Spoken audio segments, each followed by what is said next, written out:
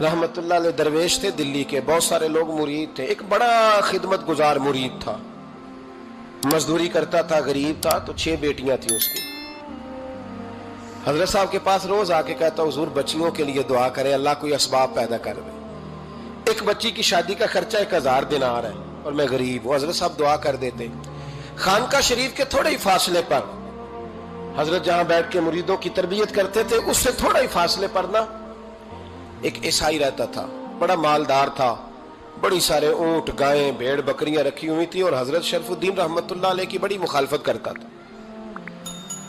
और ये जो आपका गरीब मुरीद था, ये उसका पड़ोसी था। एक दिन बुला के ना उनको कहने लगा कि तू किधर जाके जो है वो टकरे मार रहा है, वहां से कुछ नहीं मिलने वाला।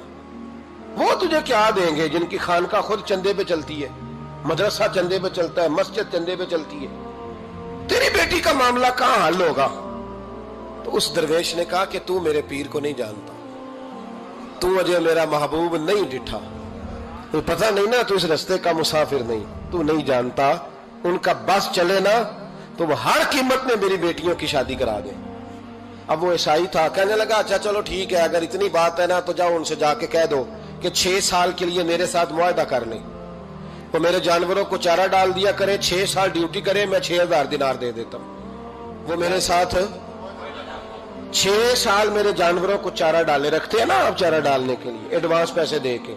अब तो लोग उन्हें भी गुलाम ही बना लेते हैं, बड़ी थोड़ी तनख्वाह देते हैं, जुल्म करते हैं, पूरा मुआवजा नहीं देते। हजरत शेख शरफुद्दीन के बारे में वो कहने लगा, जब अपने पीर से जाके कह के मेरे जानवरों को 6 साल चारा डाले, मैं 6000 दे देता हूं, तू जो कहता है हर कीमत पे जाने को तैयार है। उसने जब ये बात की तो मुरीद ने नाराज हो गया, वो लड़ाई हो गई, गिरबान पकड़ लिया, झगड़ा हुआ, बात बड़ी दूर गई।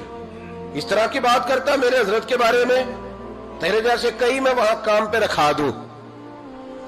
जब वो बड़ी बहस हुई, बात मोहल्ले में, इलाके में फैल गई, दुनिया ने सुन ली, तो शेख शरफुद्दीन तक भी पहुंच गई। इस तरह झगड़ा हुआ है। लोग सो गए इशा की नमाज के बाद। हजरत साहब ने ना सर पे कपड़ा लिया, उस ईसाई के दरवाजे पे दस्तक दी, वो बाहर आया, फरमाने लगे लोग तो सोच समझ के मुलाजम रखते हैं, तूने भी तो सोच ही लिया होगा, तभी तो मुझे ऑफर की है। तू अपनी ऑफर पे कायम है? वाकई मुझे रख लेगा और 6000 दिनार दे देगा? कहने लगा जा बाबा काम कर अपना। फरमाया नहीं, तूने इतने लोगों में बात की, इतनी बहस हुई, तो कायम है? कहने लगा मैं तो कायम हूं, पर आपने नहीं कायम रहना। फरमाया मैं सोच समझ के आया हूं। उसने कहा आप ड्यूटी करेंगे, भैंसों को चारा डालेंगे? फरमाया एक शर्त, बस जब अजान हो जाए ना तो मुझे रब की नमाज पढ़ने की इजाजत दे देना, बाकी सुबह शाम जो तू कहेगा। अगर उस गरीब की बेटियां ब्याही जाए तो मुझे और क्या चाहिए? उसकी 6 बेटियों का बोझ है उसके सर पे, तू मुझे रख ले। अल्लाह अकबर। वो कहने लगा चले पे मेरे साथ खते बंदगी कर ले। आजकल हम स्टाम करते हैं, उस जमाने में खते बंदगी होता था, गुलामी का खत, काजी शहर के पास, यानी उसका ख्याल था कि चलो स्टाम की बात करूंगा तो भाग जाएंगे। फरमाया चल मैं तैयार हूं। काजी तक गए, तय हो गया, 6000 दिनार दे दिए। हजरत ने मुरीद को बुलाया, फरमाया पुत्र ये ले जा, जा मेरी बेटियों को रवाना कर दे। कहने लगा हुजूर ये क्या कर रहे हो आप, कुछ सोचें। फरमाया यार जब तुझे बेटा बना लिया तो फिर मेरी पोतियां तो लगती हैं ना, मेरा हक तो बनता है ना, जा जाके ड्यूटी कर, उनको ब्याह दे। बात फैल गई। बादशाह भी अकीदतमंद था, वो 12000 दिनार लेके पहुंचा। क्या बताऊं इन रब के बंदों का दिल कैसा होता है, क्या दर्द होता है, क्या रंग। 12000 दिनार लेके बादशाह आया और आके हजरत को पेश किए, का हुजूर आप दें इस ईसाई को, डबल दें और जाए काम करें। आप फरमाने लगे तू पैसे दे, शर्तें ना लगा, मेरा जहां दिल करेगा मैं खर्च करूंगा, मुझे तो मजा ही अब आने लगा है, अभी तो लुत्फ आ रहा है, अभी तो जायका आया है कुछ करने का, पैसे देने हैं तो दे, पाबंदी ना लगा, जहां मेरा दिल करेगा मैं। उसने कहा हुजूर ठीक है रख ले। हजरत ने फजर मस्जिद में पढ़ी, जेब में 12000 दिनार थे, ऐलान फरमाया भी किसी और की बेटी भी बैठी है तो पैसे मेरे पास है। वो 12000 दिनार भी बांट दिया, और 12000 दिनार बांट के ना तो फिर चले गए खेत में चारा काटने। उस ईसाई को किसी ने बतलाया कि उनके पास तो 12000 आया है, पर तुझसे जान नहीं छुड़ाई उन्होंने, कि वादा ये हुआ था कि 6 देंगे तो जाएंगे, जब तक देंगे नहीं तेरे घर में काम करेंगे। वो ना चारा काट रहे थे, हजरत साहब तो वहां पहुंच गया, दूर जाके खड़ा हो गया, कहने लगा बाबा پہلے تو میں نے مسلمانوں کے اخلاق سنے تھے، اب تو میں نے دیکھ بھی لیے۔ پر یہ بتا جب 12,000 آیا تھا جان کیوں نہیں چھڑائی؟ تو حضرت چارہ کاٹتے کاٹتے رو پڑے، فرمانے لگے تو نہیں نہ جانتا یہ بیٹیاں سانجی ہوتی ہیں، پتہ نہیں نا؟ میرے رسول پاک نے تو حاتم تائی کی بیٹی کے سر پہ کپڑا رکھ کے کہا تھا بیٹیاں برابر ہوتی ہیں، تو یہ نہیں پتا جب اس کی 6 بیٹیوں کی شادی ہوئی ہے میرے اندر روحانیت کتنی بڑی ہے۔ فرمایا پھر 12,000 آیا ہے تو 2-4 بچیاں پھر گئی ہیں، تجھے نہیں پتا میں اندر سے راضی کتنا ہوں، میں تیری نوکری کرتا رہوں گا، پتہ نہیں اللہ کتنی بیٹیوں کو بیاہ دے گا۔ اتنا رویا وہ عیسائی کے پیروں میں بیٹھ گیا، کہنے لگا بابا میں نے تیری مخالفت کی ہے پر تیرے قریب آ کے پتہ چلا ہے کہ تو بہت اونچے اخلاق کا مالک ہے، اور اگر تیرا یہ مقام ہے تو تجھے اخلاق سکھانے والے محمد عربی کی شان کتنی ہوگی۔ ظالم کی بولیے جاتے نہیں لوگ جھوٹے گواہ بن کے، وکیل صاحب کو نہیں پتا ہوتا کہ یہ بندہ مجرم ہے جو میرے پاس آیا، کیا مجرموں کے وکیل نہیں ہوتے؟ بولے تو اس کو پتہ نہیں ہوتا وکیل صاحب کو کہ یہ صاحب مجرم ہے میرے پاس مقدمہ لے کے آئے، اور اگر بے ادبی نہ ہو جائے تو میرا خیال ہے قاضی عدالت کو بھی پتہ ہوتا ہے کہ مجرم کون ہے اور مظلوم۔ میرے نبی پاک صلی اللہ علیہ وسلم نے اس قدر زیادہ سختی فرمائی اس مسئلے میں، فرمایا جس کو پتا تھا کہ فلاں آدمی ظالم ہے، ظلم کر رہا، پھر وہ ظالم کا گواہ بنا یا اس نے ظالم کی مدد کی، کتنی کی؟ شارحین لکھتے ہیں چاہے اس نے ایک جملہ بول کے کی، چاہے ایک، سارے بولیے، چاہے ایک غریب کو اس نے ظلم کیا تو کہتے ہیں علاج یہ سی، چاہے ایک جملہ بول کے کی، شارحین اس حدیث کی شرح میں لکھتے ہیں ایک جملہ بول کے چاہے مدد کی، جس بندے نے کسی ظالم کی مدد کی کسی مقدمے میں یا کسی صورت میں اور اسے پتا تھا یہ ظالم ہے، میرے نبی پاک صلی اللہ تعالی علیہ وسلم فرماتے ہیں اگر اس نے مدد کی، ابھی ظالم کی بات نہیں ہو رہی، ظالم کے مددگار کی بات ہو رہی، اگر کسی نے ظالم کی مدد کی تو حضور فرماتے ہیں خدا بھی اس سے بری و ذمہ ہے، رسول بھی اس سے بری و ذمہ ہے۔ سنبھال کے رکھے اپنی نمازیں، قربانیاں، حج، زکوٰۃ سنبھال کے رکھے۔ اگر ظالموں کا مددگار ہے، الیکشن آ لینے دے، آپ کو نظر آ جائے گا کون کون ظالموں کا مددگار ہے، نظر آ جائے گا۔ اپنی جیب سے لوگ پیسے دے کے ظالموں کی مدد کریں گے، ان کے فلیکس چھپوائیں گے، بورڈ لگوائیں گے، جیبوں سے پیسے دے کے۔ ہم نے خود آگ لگائی ہے چمن میں اپنے، بے سبب گردشی ایام کو الزام نہ دو، ہم نے خود نور کا ظلمت سے کیا ہے سودا، کر کے توہین سحر شام کو الزام نہ دو۔ ظالموں کے مددگار میدان میں آ گئے، یہ چھوٹا لفظ نہیں، میرے حبیب پاک صلی اللہ علیہ وسلم نے فرمایا جو ظالم کا مددگار ہے سن لے جو سجن کے ساتھ کچہری جاتا ہے، وہ یاد رکھے جو دوست کا گواہ بنتا ہے، وہ یاد رکھے جو کہتا ہے میں مانگی گیا تھا، مجھے بلایا گیا تھا قبضہ چھڑانے کے لیے کسی غریب بیوہ کی جائیداد پہ، وہ سن لے تو مدد کر کے نہیں آیا، تو خدا کے ذمے سے نکل گیا ہے۔ رسول پاک نے فرمایا تیرا میرا تعلق ختم ہو گیا، تو ظالم کا مددگار ہو گیا، پھر تو کہتا میں بے چین ہوں، میں بے قرار ہوں، میں آزمائش کا شکار ہوں، پلٹ کے دیکھ تو صحیح تیرا گناہ کتنا بڑا ہے۔ میرے نبی پاک صلی اللہ علیہ وسلم کا ایک اور فرمان سن لیں، ابن ماجہ ابو داؤد میں موجود ہے، اس حدیث کو آپ نے یاد کر لینا ہے، کر لیں گے انشاءاللہ، سارے کہیے انشاءاللہ، کر لیں گے یاد۔ حضور صلی اللہ علیہ وسلم نے فرمایا اگر تو ظالم کی مدد کرے گا نا، یہ لفظ دل کی تختی پہ لکھ لینا، یہ مکافات عمل ہے، مکافات عمل دنیا، ادھر کرو گے تو ادھر بھرو گے۔